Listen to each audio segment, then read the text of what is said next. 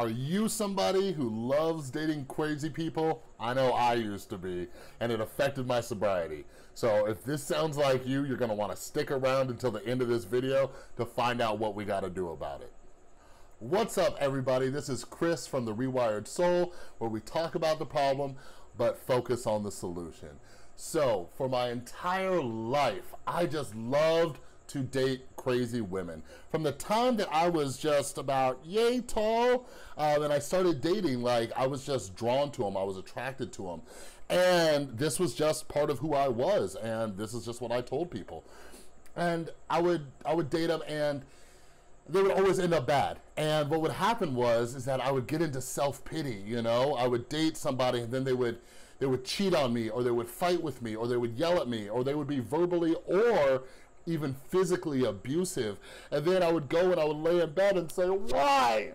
Why me? Why do I always get these types of terrible situations and relationships all the time, over and over? But on the same end, whenever I was single and looking for that next lady, I was always looking for the same type. I remember there was quite a few times where I met women and they were too normal for me. I would meet somebody and they had a job, they had their own place, they had a car, they were paying their own bills, all these things.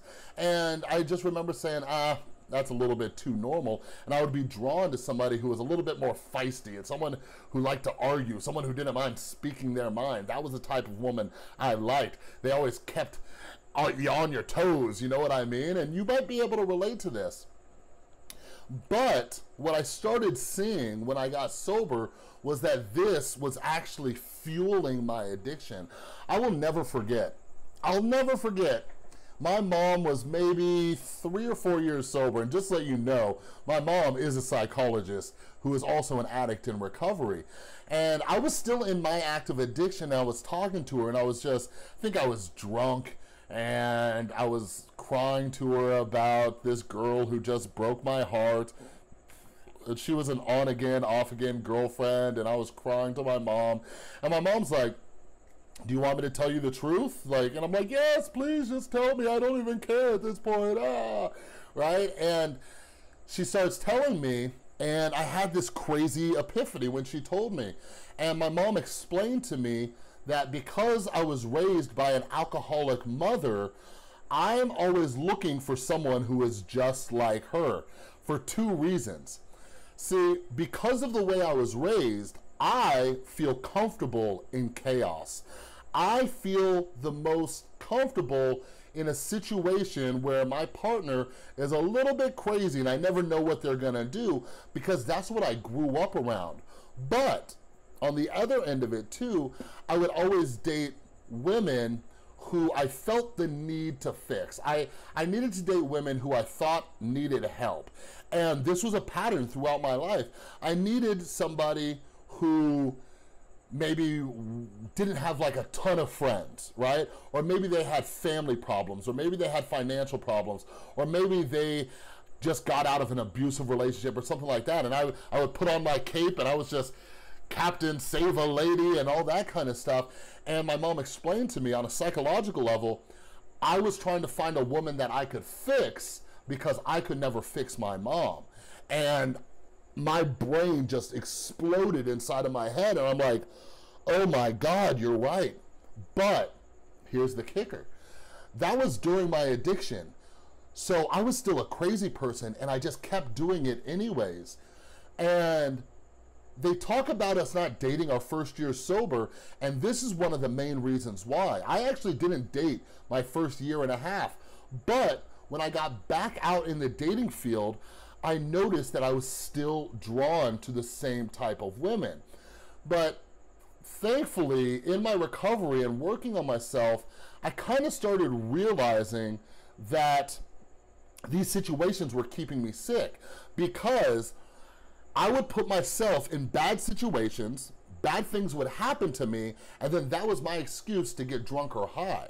So for example, my tendency to be attracted to crazy women and then they do something crazy, and then what happens? I get angry, I get upset, I get sad, I get into self-pity, and those turn into excuses to get drunk or high. So one thing I was very mindful of when I started dating again when I got sober was that even though I was still kind of dating the same caliber of woman, I was able to kind of realize that it was not going to be an excuse for me to drink or use.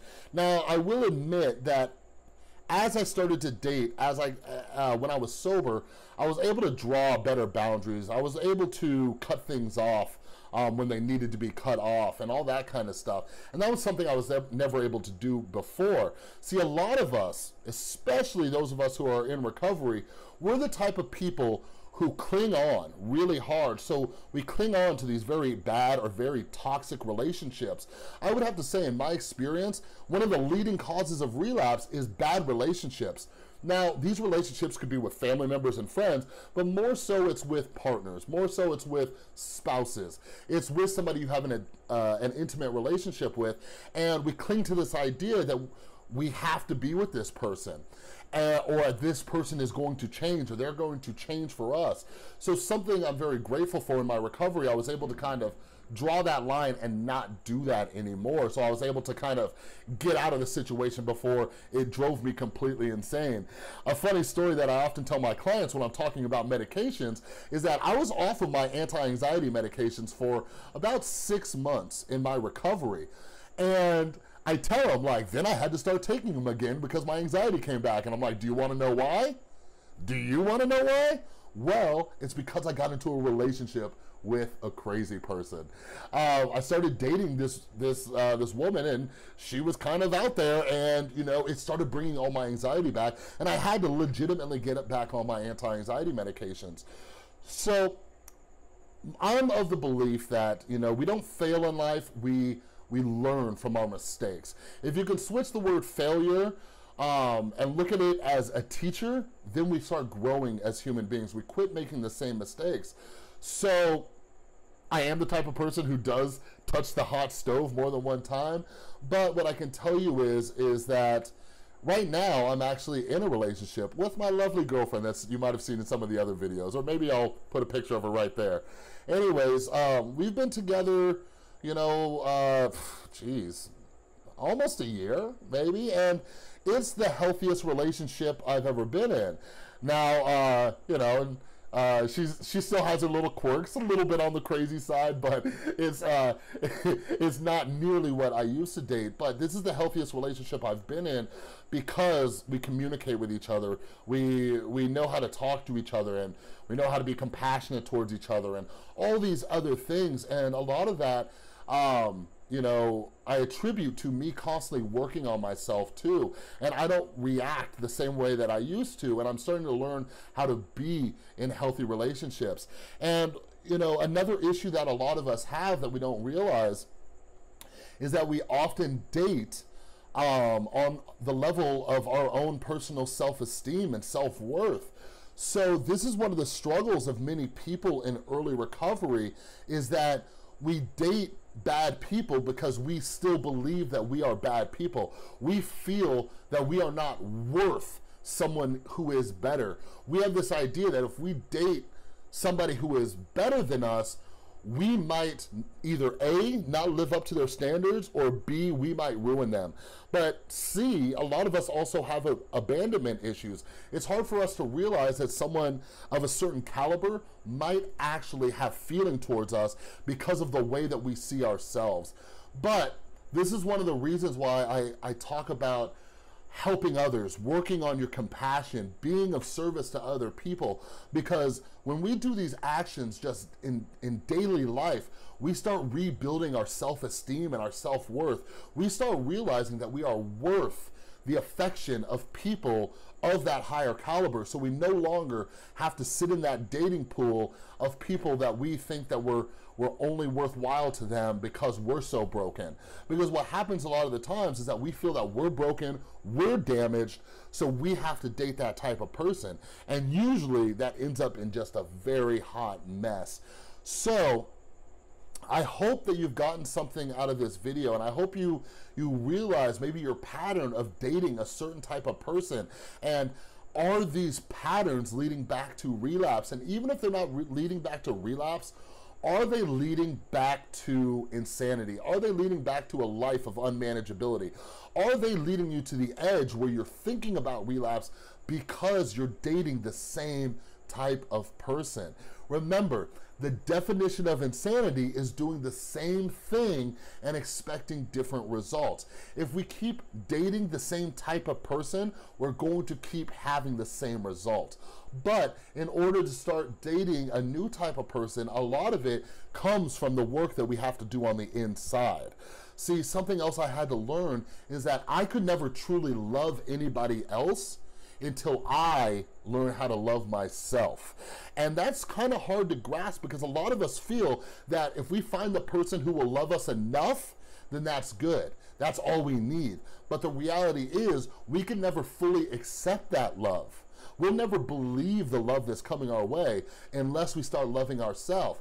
That's why in recovery, we have to do things that make us want to love ourselves, which is being kind, generous, compassionate, honest, tolerant, patient, doing all these things that make us better people. Then we start loving ourselves, then we start accepting the love that other people give us, and we live a much better life in recovery, and we get out of that cycle of dating the wrong person and wasting a lot of valuable time.